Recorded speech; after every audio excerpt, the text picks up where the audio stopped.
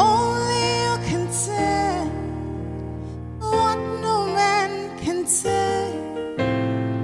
Only you can. Bonjour, bonsoir, bien-aimés dans le Seigneur. Tout dépend de l'endroit où vous nous suivez en ce moment. Je suis votre humble serviteur, le pasteur Victor Makonda de l'Église universelle de Dieu, l'Église pour tous. Nous nous retrouvons encore aujourd'hui dans notre école du ministère pour une nouvelle leçon, 50e leçon, sur la doctrine des anges. Comme vous le savez, bien-aimés, nous n'arrêtons pas de le répéter. Notre objectif, c'est d'enseigner Jésus-Christ, notre Sauveur et Seigneur, rien que Jésus-Christ, car il n'y a de salut en aucun autre nom, si ce n'est qu'au nom de Jésus-Christ. Voilà pourquoi nous formons, nous équipons les bien-aimés qui sont appelés dans le ministère, afin de le lancer après dans leur ministère. Tout cela pour éviter des bavures, pour éviter des bévues dans l'Église corps du Christ. Voilà pourquoi nous avons créé cette école du ministère. Sans plus tarder, bien-aimés dans le Seigneur, nous allons commencer la doctrine des anges. Mais avant cela, nous allons recommander toutes les choses entre les mains du Seigneur, comme il est écrit dans Colossiens chapitre 3, verset 17. Tout ce que vous faites en acte ou en parole, faites-le pour la gloire du Seigneur. Tendre Père, nous venons au-devant de ton trône de grâce. Nous voulons équiper les disciples, tes disciples, parce que c'est un de nos objectifs que tu as laissé à l'Église, d'aller enseigner des disciples. Tu as dit dans Matthieu 28, allez faites de toutes les nations des disciples, baptisez-les au nom du Père, du Fils et du Saint-Esprit, et enseignez-leur. Voilà pourquoi nous enseignons la doctrine des anges. Dernier Père de gloire, donnez la force, la conscience à tous les étudiants d'apprendre la bonne doctrine des Écritures afin de transmettre et aussi à leur tour les connaissances que nous leur inculquons dans le précieux nom et glorieux de notre Sauveur et Seigneur Jésus-Christ, nous disons Amen. Alors, bien-aimés dans le Seigneur, nous allons, comme d'habitude, commencer par la définition. Et comme je l'ai toujours dit, pour la définition, je le répète encore, la Bible a été écrite en 3 langues, en hébreu, en grec et en araméen. Donc, pour l'étymologie du mot, à chaque fois, ayez l'habitude d'aller vous ressourcer dans ces 3 langues-là pour bien comprendre ce que vous allez enseigner aux autres. Alors, l'ange ou le ange signifie en grec angelos et en hébreu, ange signifie maléak ou malak. Tout dépend de la prononciation. Et les deux signifient messager. Je répète la définition. Ange signifie angelos en grec et malak ou maléak en hébreu. Les deux termes signifient tout simplement messager. Donc, comme vous le savez, il y a des ministères qui ne croient pas au ministère des anges, qui ne croient pas aux anges. Mais laissez-moi vous dire que les anges existent. Alléluia. Les anges sont les êtres spirituels utilisés pour amener le message aux hommes. Les anges sont le sujet du gouvernement divin et on les rend Il y a plusieurs rangs.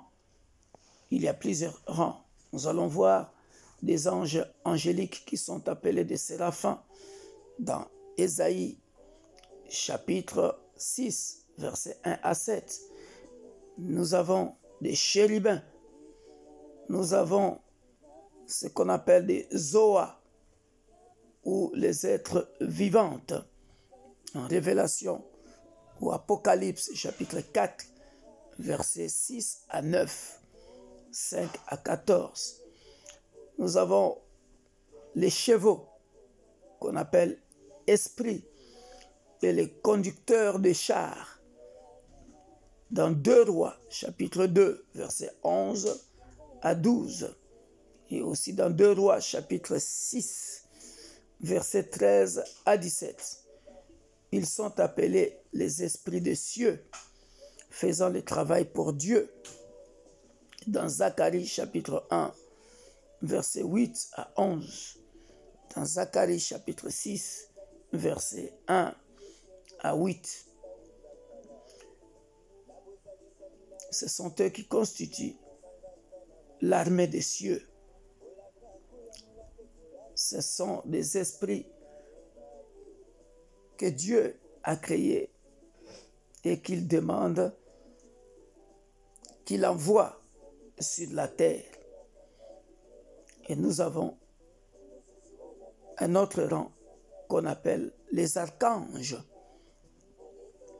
Et ce terme archange est trouvé 2 fois dans les Écritures. Nous les trouvons dans 1 Thessaloniciens, chapitre 4, verset 16 et Jude 9. Vous savez que le livre de Jude a un seul chapitre où Michael est mentionné comme un archange qui dispute le corps de Moïse avec le diable. Et là, nous avons le préfixe arc,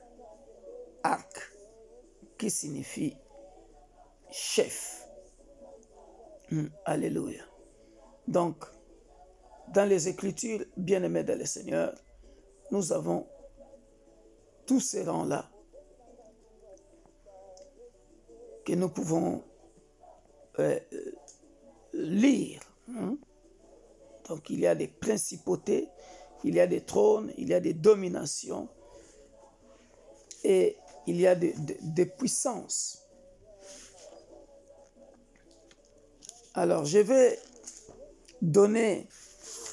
lire quelques passages où nous trouvons tous ces termes, tous ces rangs, tous les passages que je viens de dire. Mais, comme je vous ai dit,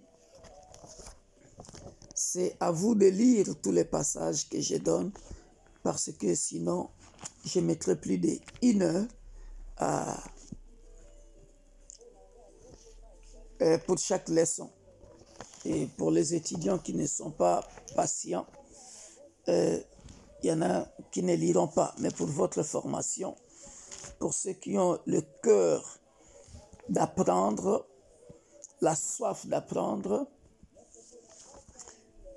je pense qu'ils liront. Alors, nous allons trouver les mots ange dans Ephésiens chapitre 1, verset 21, par rapport à ce que j'ai dit, que nous les lisons dans les principautés, dans les trônes, dans les dominations et puissances, tout simplement parce que dans dans Ephésiens chapitre 1, au verset 21, nous les voyons comment la Bible dit que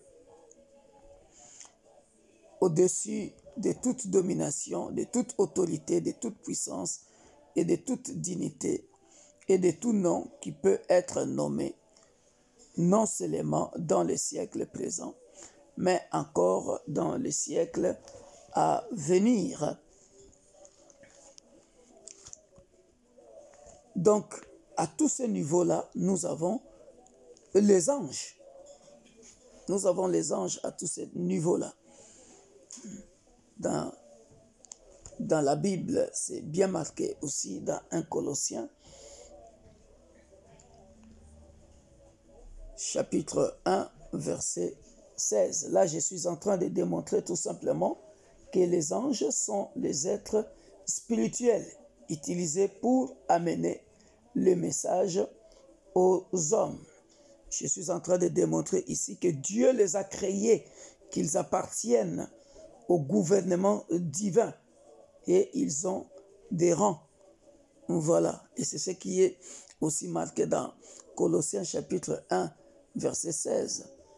Car en lui ont été créées toutes les choses qui sont dans les cieux, vous voyez, et sur la terre, les visibles et les invisibles, les trônes, les dignités, les dominations, les autorités, tout a été créé par lui et pour lui. Voilà. Donc là, dans le verset 16 de Colossiens, je viens de donner ce passage. J'ai déjà donné ce passage dans d'autres circonstances. Ici, je démontre tout simplement que les anges sont des êtres qui ont été créés et qui peuvent être visibles, qui peuvent aussi être invisibles et qui sont à tous les niveaux. Voilà.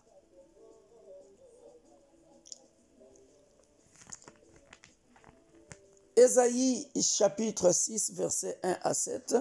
Je vais vite pour démontrer tout simplement le premier rang qui est appelé le séraphin. Les séraphins, parce que les autres, je sais qu'ils ne liront pas. Normalement, c'est à vous de le faire pour que je puisse gagner du temps. Donc, nous sommes dans le verset 1 à 7. Nous voyons ici, la Bible dit dans Ésaïe chapitre 6, versets 1 à 7.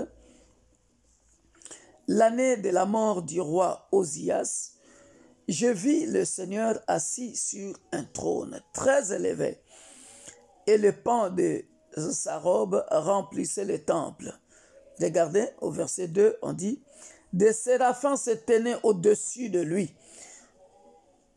Ils avaient chacun 6 ailes, 2 dont ils se couvraient la face, 2 dont ils se couvraient le pied, et 2 dont ils servaient pour voler. Ils criaient l'un à l'autre et disaient, Saint, Saint, Saint est l'Éternel des armées. Toute la terre est pleine de sa gloire. Donc vous voyez même dans Ésaïe chapitre 6, versets 1 à 7, on parle de Colossiens chapitre 1 et 16. On parle aussi de Ephésiens chapitre 1, verset 21. Pourquoi? Parce que tout simplement ici, ils sont dans un lieu élevé, ils appartiennent dans le gouvernement céleste, ils sont là, à côté du trône de Dieu. Or, qui a créé les trônes, on a vu ça dans Colossiens chapitre 1, 16. C'est Dieu qui a créé les trônes, toutes les dominations, toutes les dignités. Voilà, donc ils sont là. Donc, vous pouvez continuer jusqu'au verset 7. Moi, je gagne du temps. Les chérubins, dans Genèse chapitre 3, verset 24, que vous savez tous, les chérubins gardaient le jardin d'Éden. Genèse chapitre 3, verset 24. C'est ainsi qu'il chassa Adam et il mit à l'orient du jardin d'Éden les chérubins qui agitent une épée flamboyante pour garder le chemin de l'arbre de la vie. Ici encore, nous trouvons Colossiens chapitre 1, verset 16. Vous voyez, ces anges-là peuvent être dans les cieux, ils peuvent aussi être sur la terre. Voilà pourquoi je suis en train de faire toujours le rapport entre Ephésiens 1, verset 21, Colossiens 1, verset 16. Je suis en train de les lire pour vous montrer que les anges peuvent être dans les cieux. Ils sont ils appartiennent au gouvernement céleste comme ils peuvent être sur la terre. Je suis en train de faire ce rapport-là. Donc les jardins d'Éden n'étaient pas là au ciel, mais sur la terre. Alléluia. Et ici, on voit les anges sur la terre. Ils peuvent être visibles ou invisibles. Alléluia. On continue. Zoa, ou les créatures vivantes. Nous partons d'Apocalypse chapitre 4, verset 6. Apocalypse chapitre 4, verset 6 à 9. Nous les voyons là-bas aussi. Du trône, à partir de verset 5. Ou alors à partir de verset 4. On peut commencer à partir de verset 6 pour gagner du temps.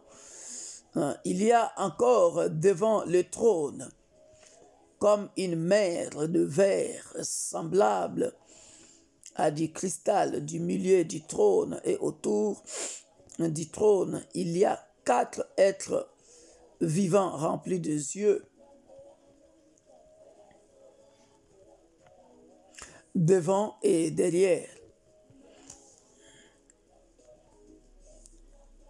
Le premier être vivant est semblable à un lion.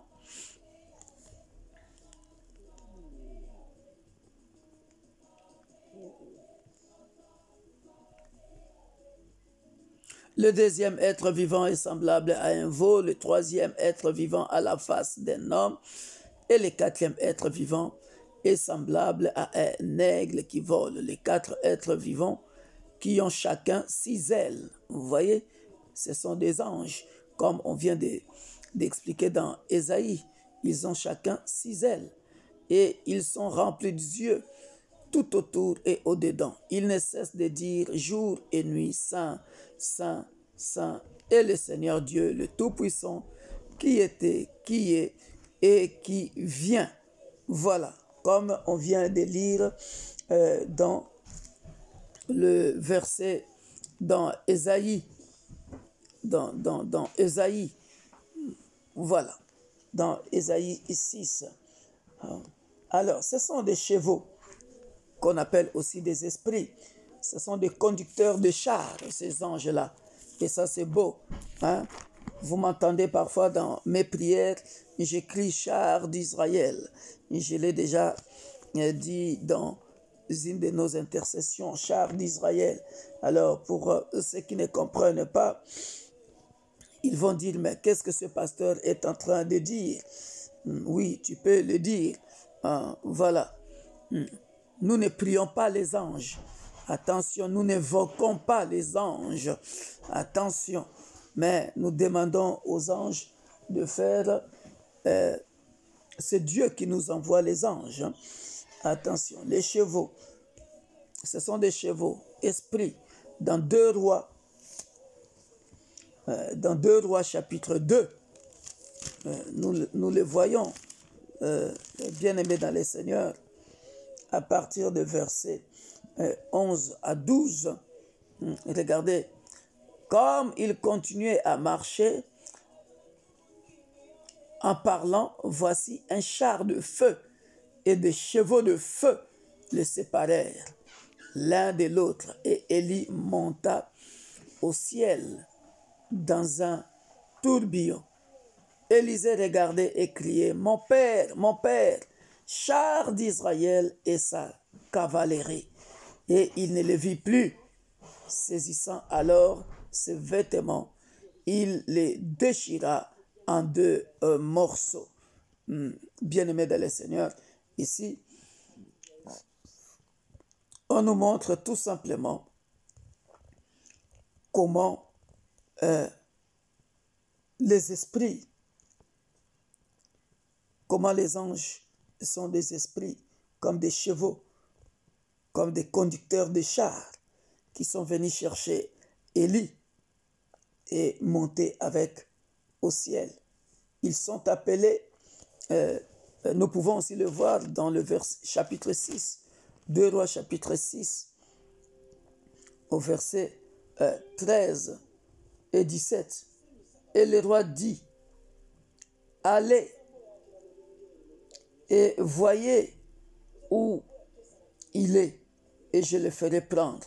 On va lui dire, voici, il est à Dothan.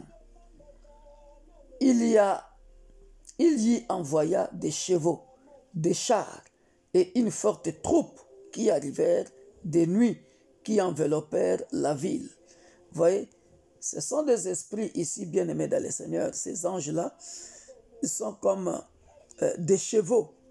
Hein, pour les gens qui voient souvent des visions, moi, par la grâce de Dieu, pour ne pas me vanter, je vis beaucoup de visions comme ça. Vous voyez, ce sont des messagers. Ce sont des esprits sous forme de chevaux, de chars.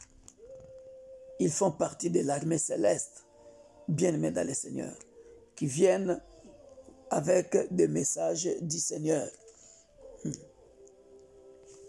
Alléluia. Ils sont appelés les esprits des cieux, faisant le travail pour Dieu. Alléluia. Et ça, nous le voyons dans Zacharie chapitre 1, versets 8 à 11, pour démontrer que ce sont des esprits des cieux qui travaillent pour Dieu. Zacharie chapitre 1, versets 8 à 11. Ici aussi, c'est bien démontré. Zacharie est en train de dire, « Je regardais pendant la nuit, et voici un homme était monté sur un cheval roux. » Vous voyez? Et se tenait parmi les myrtes dans un lieu ombragé. Il y avait derrière lui des chevaux roux, fauves et blancs. Je dis, qui sont ces chevaux, mon Seigneur? Et l'ange qui me parlait me dit, je te ferai voir qui sont ces chevaux. L'homme qui se tenait parmi les myrtes prit la parole et dit, ce sont ceux que l'Éternel a envoyés pour parcourir la terre. Et ils s'adressèrent à l'ange de l'Éternel qui se tenait parmi les myrtes, et ils dirent, nous avons parcouru la terre, et voici, toute la terre est en repos et tranquille. Vous voyez, ici, c'est clair ce que nous venons de lire dans Apocalypse, bien-aimés dans le Seigneur, 4, 6 à 9, les anges qui ont des yeux et qui parcourent la terre. Ici, nous les voyons avec les chevaux, bien-aimés dans le Seigneur. Et si vous continuez jusqu'au verset 12, vous verrez, et l'ange de l'Éternel prit la parole et dit, Éternel des armées, jusqu'à quand n'auras-tu pas compassion de Jérusalem et des villes de Juda contre lesquelles tu es irrité depuis 70 ans? Bref, vous pouvez continuer, bien-aimés dans le Seigneur. Je suis en train tout simplement de nous expliquer que les anges existent et que ce sont des messagers. Le titre, l'objectif dans cette leçon, c'est de nous faire comprendre que les anges existent, bien-aimés, et ce sont des messagers, et ils ont plusieurs formes, visibles et invisibles. D'ailleurs, nous verrons plus tard comment ils prennent la forme des êtres humains aussi. Et là, nous sommes en train de parler des rangs. J'ai expliqué les rangs des séraphins, des chérubins. J'ai expliqué comment ils sont comme des créatures vivantes dans Apocalypse. Et là, je suis en train d'expliquer comment ils sont comme des chevaux, des conducteurs de chars. Comment ils sont des esprits des cieux qui travaillent pour Dieu, que je suis en train de nous démontrer jusqu'à présent. Nous le voyons aussi, bien aimés, dans Zacharie chapitre 6, aussi, à partir de versets 1 à 8. La Bible dit, je ne vais pas tout lire, pour gagner du temps, À partir de verset 5, on dit, l'ange me répondit, ce sont les 4 vents des cieux qui sortent du lieu où il se tenait devant les seigneurs de toute la terre. Vous voyez, les chevaux noirs attelés à l'un des chars se dirigent vers le pays du septentrion. Je le répète encore pour ceux qui nous rejoignent, quand on parle du septentrion dans la Bible, le septentrion représente tout simplement le nord. Tandis que le midi, quand on parle du midi, ça représente tout simplement le sud. Alléluia. Nous continuons.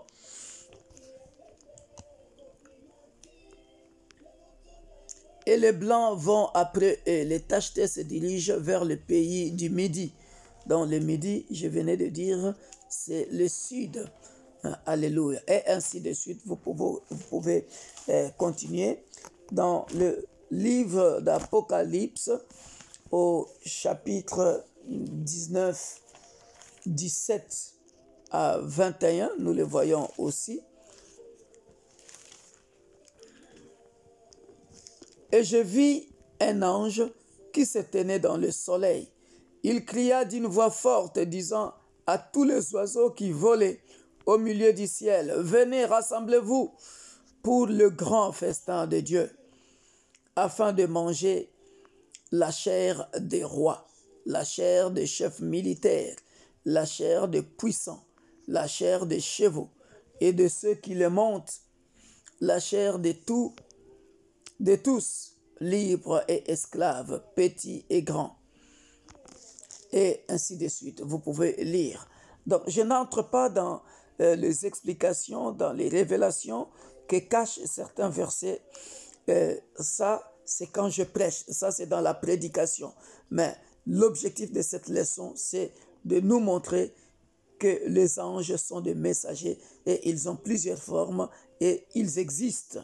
C'est ça l'objectif de notre leçon, pour que vous aussi, quand vous enseignerez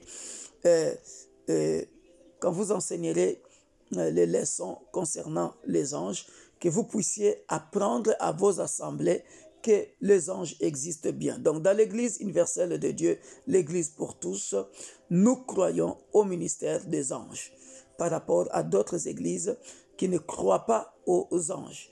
Sauf que je continue à faire la différence que nous ne prions pas les anges. Attention, attention, nous ne prions pas les anges parce qu'il y a des églises où maintenant on prie les anges. Ah, je vais invoquer mon ange. Non, les anges sont des messagers de Dieu. C'est Dieu qui s'en occupe. C'est Dieu qui les envoie vers nous. Voilà pourquoi vous verrez dans mes prières, je dis, Dieu envoie un ange gardien. Mais je ne prie pas les anges. Attention à ça. Jusqu'ici, nous voyons que les anges font partie de l'armée céleste, donc du gouvernement divin. Ils sont au service de Dieu et au service des humains. Que ça soit clair entre nous. Alléluia. Voilà. Donc là, je viens de démontrer qu'ils font partie de l'armée des cieux, venant sur les chevaux sous forme des esprits pour prendre part à la terre. C'est ce que nous voyons ici dans Apocalypse chapitre 19, verset 17 à 21. Nous les voyons ici au verset 19. Et je vis la bête, le roi de la terre, voyons, on parle de la terre, et leurs armées rassemblées pour faire la guerre à celui qui était assis sur le cheval et à son armée. Et la bête fit prise, et avec elle, le faux prophète. Vous voyez les faux prophètes qui sont ici, sur la terre. J'ai déjà donné cette explication quand j'avais parlé de la fin du monde, la fin des temps. Alléluia. Alors, nous avons le 5e rang. Dans le premier rang, nous avons parlé donc de ces êtres angéliques qu'on appelle les séraphins. Deuxième rang, nous avons parlé des chérubins. troisième rang, nous avons parlé des anges qui sont des créatures vivantes qu'on appelle zoa en grec. Quatrième rang, nous avons dit que les anges étaient donc des chevaux, des esprits ou des conducteurs des chars, hein, qui sont des esprits là-bas dans les cieux. Maintenant, les archanges, voilà. Cinquième rang, les archanges. Dans les archanges, nous trouvons ces termes deux fois dans les Écritures. Dans 1 Thessaloniciens, chapitre 4, verset 16, et dans Jude. Vous savez que Jude, pour les lecteurs de la Bible, n'est qu'un seul chapitre. 1 Thessaloniciens, chapitre 4, verset 16. Quand on parle de la fin des temps, nous voyons ici, la Bible dit, « Car le Seigneur lui-même a un signal donné à la voix d'un archange et au son de la trompette de Dieu, descendra du ciel, et les morts en Christ ressusciteront premièrement. » Donc ça, c'est une leçon eschatologique que j'avais donnée déjà, mais on étudiera l'eschatologie après. C'est un chapitre aussi que j'ai réservé dans l'école du ministère. Nous étudierons l'eschatologie, qui est l'étude de la fin des temps. Nous étudierons ça. Il y a tout un chapitre par rapport à ça. Vous devez aussi former à l'eschatologie. Il y a la sortologie aussi. Voilà, ici donc on voit le terme archange dans 1 Thessaloniciens chapitre 4, verset 16. Alléluia. Nous le voyons aussi dans Jude chapitre 9. Alors, pour les lecteurs de la Bible, je vous aide aussi. Jude, c'est le chapitre... Il y a un seul chapitre. Jude, c'est le chapitre avant Apocalypse, qui n'a qu'un seul chapitre. Jude, verset 9, on dit « Or l'archange Michel,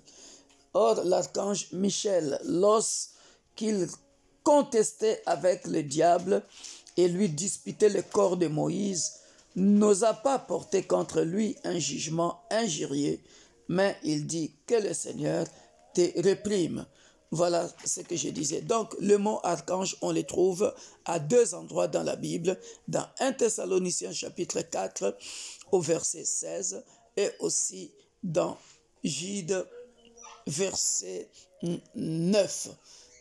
Là, on a parlé donc de l'archange Michel. Nous voyons aussi ce qui est beau.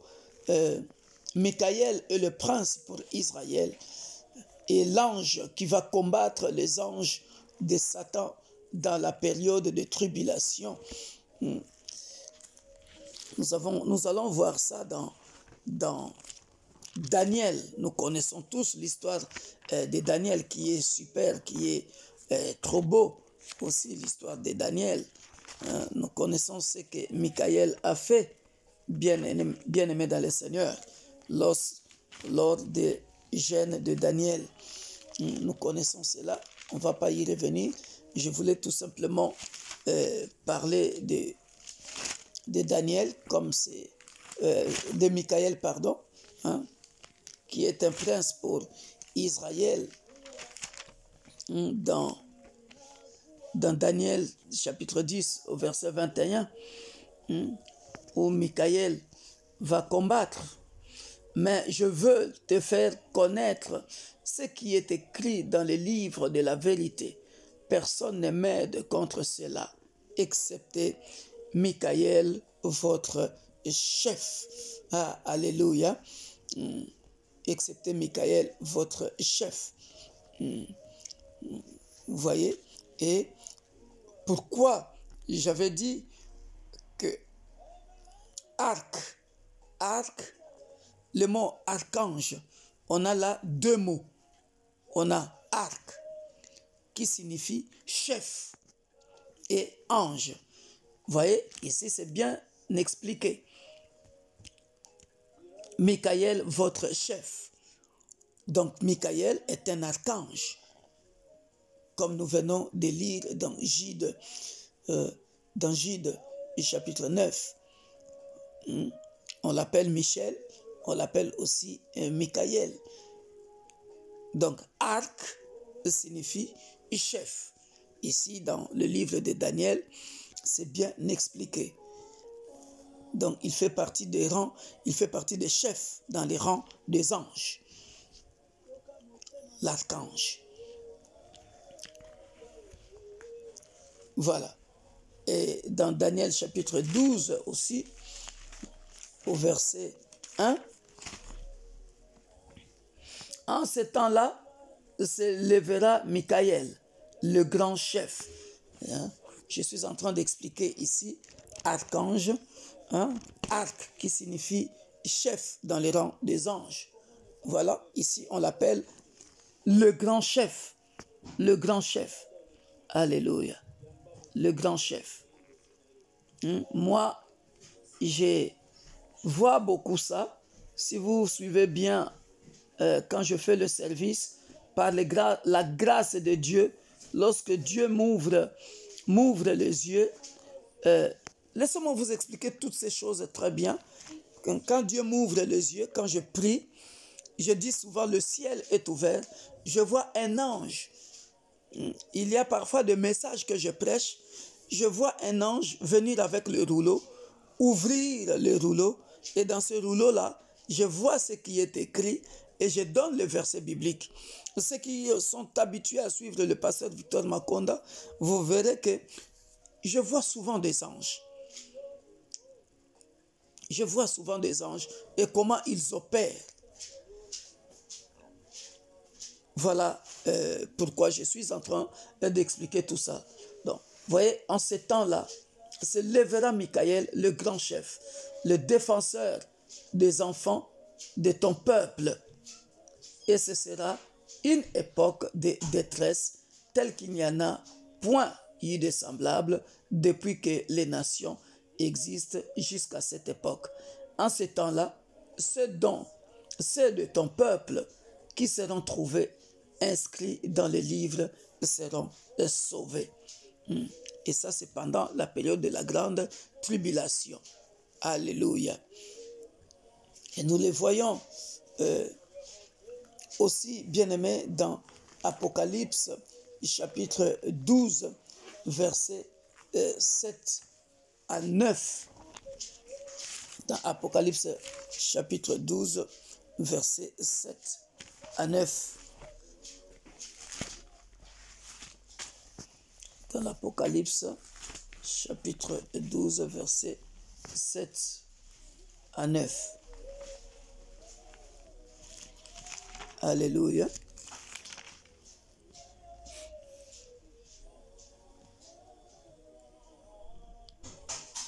Et il y eut une guerre dans le ciel.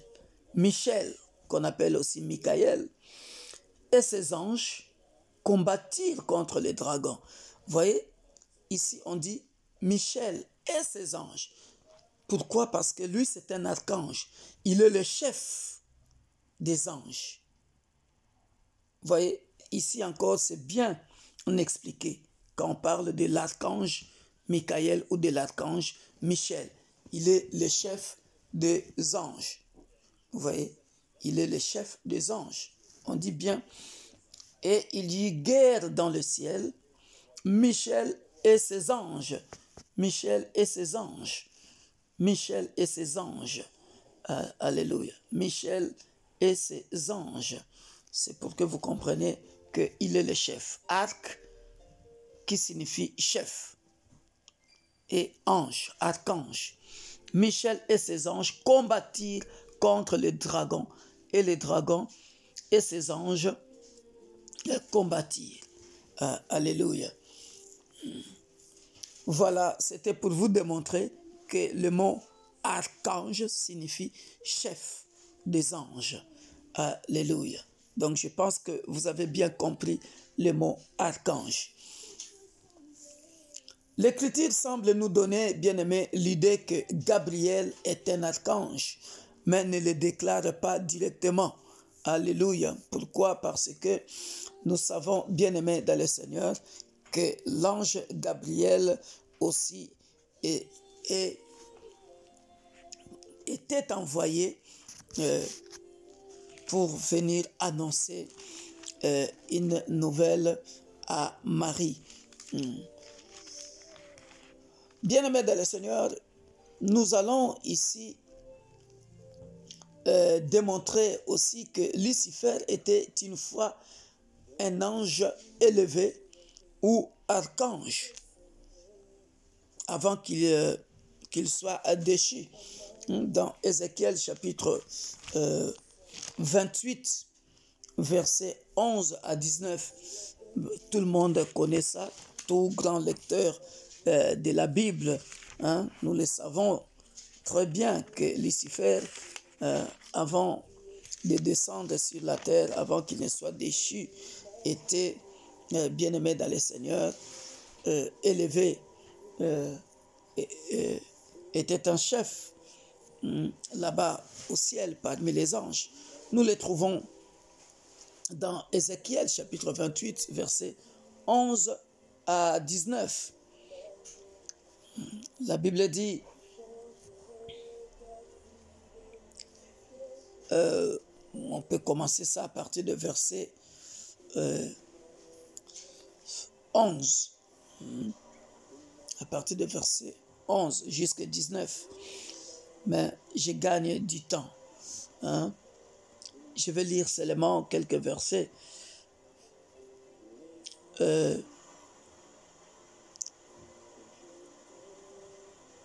Pour gagner du temps, la parole de l'Éternel me fit adresser en ce mot: Fils de l'homme, prononce une complète sur le roi de Tyr. Tu lui diras: ainsi parle le Seigneur, l'Éternel. Tu mettais le sceau à la perfection. Tu étais plein de sagesse, parfait en beauté. Tu étais en Éden, le jardin de Dieu. Tu étais couvert de toute espèce de pierres précieuses, de sardoine, de topaz, de diamants, de chrysolites, d'onyx, de jaspe, de saphir, de carboucle, d'émeraude et d'or. Tes tambourins et tes flûtes étaient à ton service, préparés pour le jour où tu fus créé. Là, on montre aussi, bien-aimés dans le Seigneur, que les anges, comme je vous avais dit, ont été créés par Dieu. C'est ce qu'on a démontré dans Colossiens chapitre 1, 16. Tu étais un chérubin protecteur aux ailes déployées. Vous voyez, Dieu dit, je t'avais placé et tu étais sur la sainte montagne de Dieu. Tu marchais au milieu de pierres étincelantes. Tu as été intègre dans tes voies depuis le jour où tu fus créé jusqu'à celui où l'iniquité a été trouvée chez toi. Voilà. Par la grandeur de ton commerce, tu as été rempli de violence et tu as péché. Je te précipite de la montagne de Dieu et je te fais disparaître, chérubin protecteur, du milieu de pierres étincelantes. Ton cœur s'est élevé à cause de ta beauté. Tu as corrompu. Vous voyez que Lucifer était beau à cause de ta beauté. Ton cœur s'est élevé à cause de ta beauté. Tu as corrompu ta sagesse par ton éclat. Je te jette par terre. Vous voyez, il devient déchu maintenant. Je te livre en spectacle au roi par la multitude de tes iniquités, par l'injustice de ton commerce. Tu as profané tes sanctuaires. Je fais sortir du milieu de toi un feu qui te dévore. Je te réduis en cendres sur la terre aux yeux de tous ceux qui te regardent.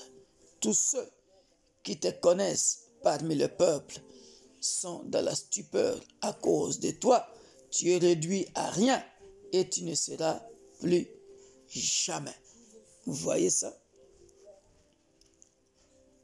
Ça, c'est l'histoire de Lucifer, pour ceux qui ne savent pas, là où cela se trouve dans la Bible.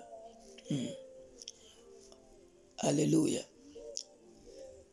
L'ange du Seigneur et l'ange de Dieu sont les termes du Nouveau Testament pour Christ pré-incarné.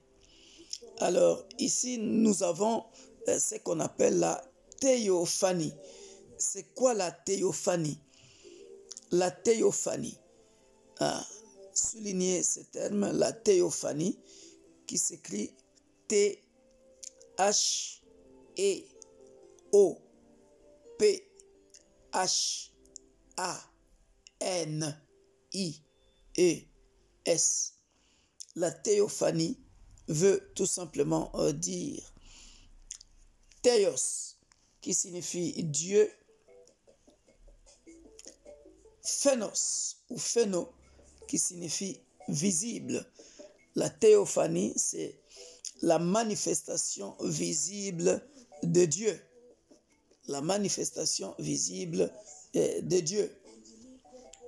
Voilà, quand ce sont des termes que le Nouveau Testament utilise quand on emploie le terme l'ange de Dieu, l'ange du Seigneur. Donc là, ce sont des termes que le Nouveau Testament emploie pour manifester la présence de Dieu. Pour manifester la présence de Dieu. Dans Exode chapitre 3, 26, 3, verset 2, je pense. Vous voyez, on dit par exemple, l'ange de l'Éternel lui apparut dans une flamme de feu. Vous voyez, ça c'est la manifestation visible de Dieu lui-même. Ça c'est ce qu'on appelle la théophanie. Vous voyez, Moïse faisait paître les troupeaux de Jéthro, son beau-père, un sacrificateur de mendiants.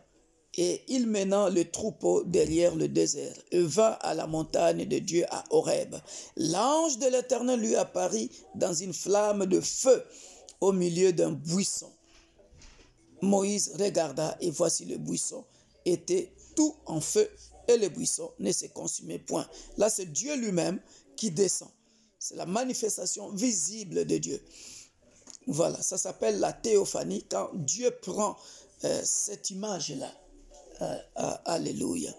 Nous pouvons aussi le voir dans le livre de Genèse, chapitre 22, au verset 11. Alléluia. Lorsque Jacob voit l'ange monter et descendre. Non, là c'est dans le verset 20, chapitre 24 ou 27. Mais ici, l'ange, alors l'ange de l'Éternel l'appela des cieux et dit, Abraham, Abraham. Et il répondit, me voici. L'ange dit, n'avance pas ta main sur l'enfant et ne lui fais rien, car je sais maintenant que tu crains Dieu et que tu ne m'as pas refusé ton fils, ton unique. Alléluia. C'est beau tout ça. Ici, on voit Dieu, la manifestation visible de Dieu en tant qu'ange. Voilà. Ça s'appelle la théophanie. Théos comme Dieu, phéno comme visible. Voilà. Là, c'est Dieu lui-même qui est en train de parler. On dit l'ange de l'Éternel. L'ange de l'Éternel. L'ange de l'Éternel. Voilà. Il prend cette forme-là, car Dieu, lorsqu'il nous parle, souvenez-vous de la doctrine de Dieu. Souvenez-vous de la doctrine de Dieu. Lorsqu'on a étudié la doctrine de Dieu, Dieu, on ne le voit pas. On ne le voit pas. Il est invisible. Il est esprit, comme nous avons expliqué. Et d'ailleurs, comme on avait dit d'ailleurs dans Exode 18, 33 par là, comment il s'est fait voir à Moïse. Il a dit à Moïse, tu ne me verras pas. Tu me verras lorsque je passerai du dos. Voilà, donc il prend la forme qu'il veut. Hein, alléluia. Alléluia. Nous pouvons aussi le voir dans Josué chapitre 5, verset 14 à 15. Josué chapitre 5, verset 14 à 15. Pour ne donner que ça,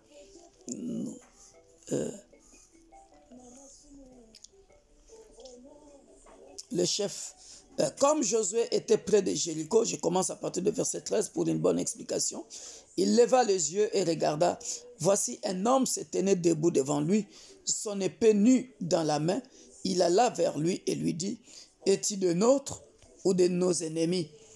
Au verset 14, c'est bien expliqué. Il répondit, non, mais je suis le chef de l'armée de l'Éternel. Donc ici, quand on parle de chef de l'armée de l'Éternel,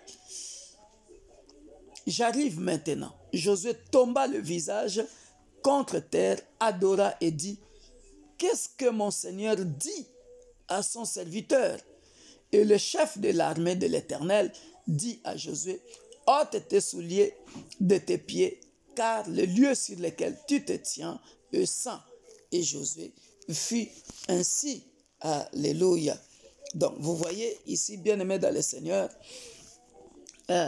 on voit la même manifestation comme à Moïse devant le buisson ardent. Et celui qui parle là, c'est Dieu lui-même qui se présente sous cette forme. Voilà pourquoi, bien-aimés dans le Seigneur, il est très important que nous puissions le savoir. Alléluia. Et dans d'autres termes aussi, dans d'autres interprétations, puisqu'on parle de chef ici, ça peut aussi s'agir de Michaël, l'archange Michaël. Parce que Michaël ou Michel, qui signifie ange, le chef des anges. Donc nous pouvons aussi le voir dans le livre des Actes, chapitre 7, au verset 8, là où on parle de l'ange du Seigneur, ou l'ange de Dieu, ou l'ange de l'Éternel, où on parle encore de la théophanie. La théophanie. Actes chapitre 7,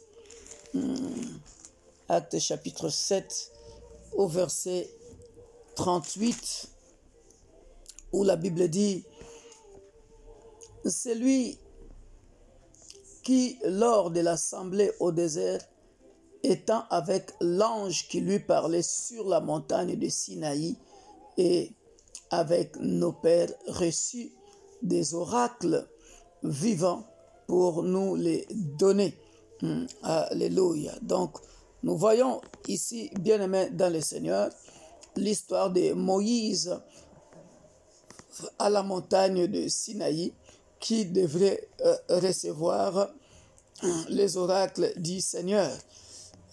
Tout ça, c'est l'histoire que vous connaissez lorsqu'il est descendu, bien-aimé dans le Seigneur, et alla parler au peuple d'Israël.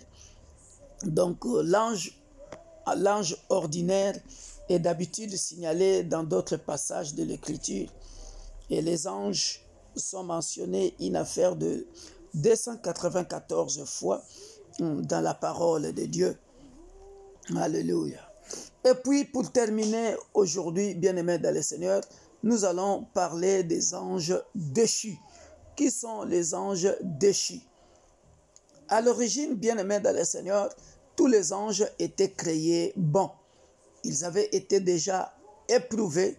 Je répète encore, les anges sont des êtres créés. Ils ont été créés au service de Dieu et au service des humains. Ils ont été créés comme toi et moi.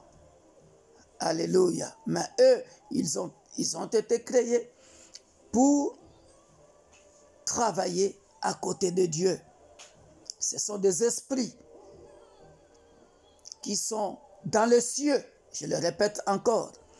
comme ils peuvent être aussi sur la terre. Je le répète encore, ils peuvent être visibles ou invisibles. Nous les verrons. Alléluia. Alors, les anges déchus, nous avons fait bien la démonstration, bien-aimés dans le Seigneur, d'Ézéchiel chapitre 28, 11, 1 à 19. On a vu comment Lucifer, qui était beau et qui a été déchu. Alléluia. Donc, les anges déchus, à l'origine, tous les anges étaient créés bons. Ils avaient déjà été éprouvés. Et un tiers d'entre eux sont tombés avec Lucifer devant les anges qui ont péché. Alors là, il y a deux classes des anges déchus. Je répète, il y a deux classes des anges déchus. Nous avons les anges déchus qui sont enchaînés et les anges déchus qui sont encore libres avec Satan et seront jetés en bas au milieu de tribulation. Démonstration.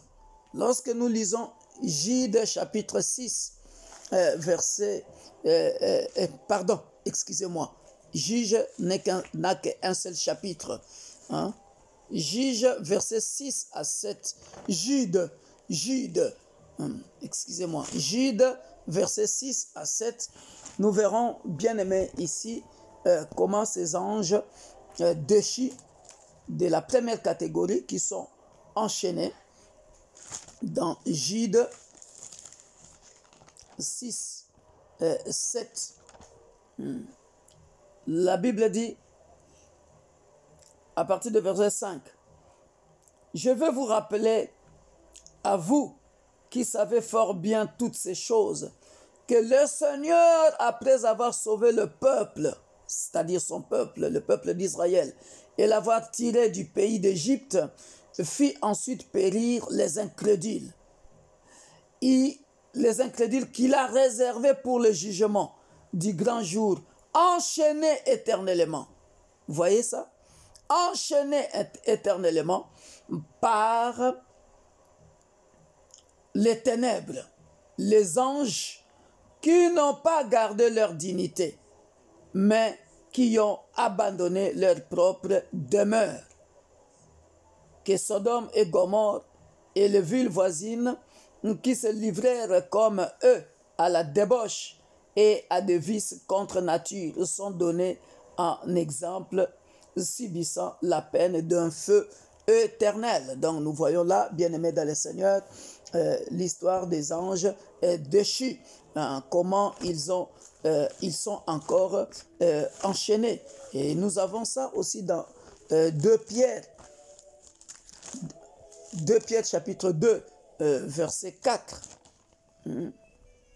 Car si Dieu n'a pas épargné les anges qui ont péché, voyez ça, soulignez ça, mais il les a précipités dans les abîmes des ténèbres et les réserve pour le jugement. S'il n'a pas épargné l'ancien monde, mais s'il a sauvé 8 personnes, dont Noé, ce prédicateur de la justice, lorsqu'il fit venir le déluge sur un monde d'impies. Voyez ça? Donc là, nous voyons les anges déchus, bien-aimés dans le Seigneur, qui sont enchaînés. Alléluia. Et nous avons des anges déchus qui sont libres avec Satan, qui seront jetés dans le feu éternel. Dans Apocalypse, chapitre 12, verset 7. Chapitre verset 7 à 12, que nous avons lu, qui vont combattre contre Michel, l'archange Michael. Il y a guerre dans le ciel. Michel et ses anges combattirent contre le dragon. Et le dragon et ses anges combattirent. Mais ils ne furent pas les plus forts. Et leur place ne fut plus trouvée dans le ciel. Vous voyez ça? C'est bien expliqué. Et le dragon et ses anges. Vous voyez? Les dragons là, c'est tout simplement Satan, bien-aimé dans le Seigneur. Les dragons représentent Satan et ses anges combattirent. Donc ce sont là les anges qui sont libres, qui sont à côté de Satan et qui seront jetés.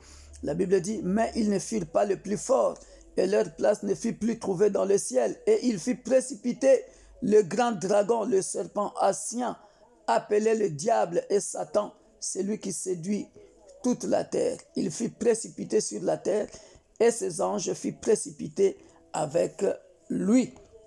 Alléluia. Donc voilà, bien-aimé, cette catégorie des anges déchus. Il y en a donc deux. Il y en a ceux qui sont libres et ceux qui sont enchaînés. Alléluia. Et nous avons aussi Ephésiens chapitre 6, versets 10 à 17 que vous pouvez lire chez vous à la maison. Je m'en vais clôturer cette première partie de la doctrine des anges en nous donnant d'autres termes des anges. Donc on les appelle des êtres célestes, comme j'ai expliqué en haut. On les appelle des êtres célestes. Vous pouvez le voir dans Psaume 89, verset 6. Si j'ai bonne mémoire, on les appelle des êtres célestes. Psaume 89, verset 6. La Bible dit, « Le ciel célèbre tes merveilles, ô Éternel, et ta fidélité dans l'assemblée des saints. » Nous voyons, on les appelle aussi les saints. Les saints.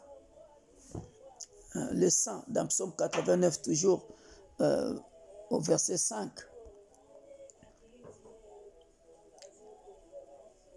Quand la Bible dit, « Car j'ai dit, la bonté a des fondements éternels, tu as établi ta fidélité dans les cieux, je fais alliance avec mon élu. Voici ce que je jurai à David, mon serviteur, j'affermirai ta postérité pour toujours et j'établirai ton trône à perpétuité. »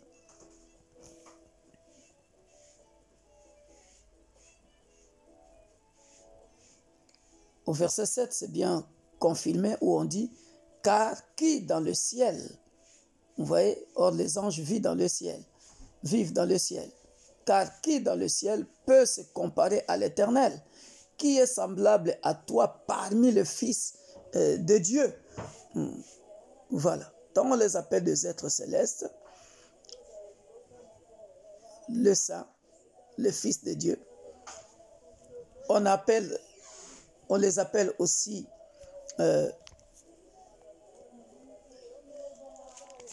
l'armée céleste, dans Luc chapitre 2, verset 13. Dans Luc chapitre 2, verset 13, les anges constituent l'armée céleste. Comme on avait dit au début de cette leçon, que ce sont des esprits qui vivent dans les cieux, qu'ils sont l'armée céleste. Ils font partie de l'armée céleste. Je donne seulement ce passage pour confirmer. La Bible dit, dans Luc chapitre 2, verset 13, « Et soudain, il se joignit à l'ange une multitude de l'armée céleste, louant Dieu et disant, « Gloire à Dieu dans les cieux, gloire à Dieu dans les cieux, et paix sur la terre, et parmi les hommes qui l'agréent. » Alléluia. Donc, c'est pour vous montrer que les anges font partie de l'armée céleste. Si vous pouvez souligner ces passages-là. Et dans Jude, on les appelle une myriade de saints. Et je vais m'arrêter là pour aujourd'hui. Dans Jude 14. dans Jude 14, on dit, c'est aussi pour eux qu'Enoch, le 7e, depuis Adam, a prophétisé en ces termes, voici le Seigneur est venu avec ses saints myriades. Avec ses saints myriades. Quand il parle de ce saint myriade ici, il ne s'agit que de anges. Voilà les autres termes qu'on peut utiliser pour appeler les anges. On peut les appeler le myriade de saints dans Jude 14. On peut les appeler l'armée céleste dans Luc 2, 13. On peut les appeler les saints, les êtres célestes, ou on peut aussi les appeler les fils de Dieu. Soyez bénis et à la prochaine dans la deuxième partie.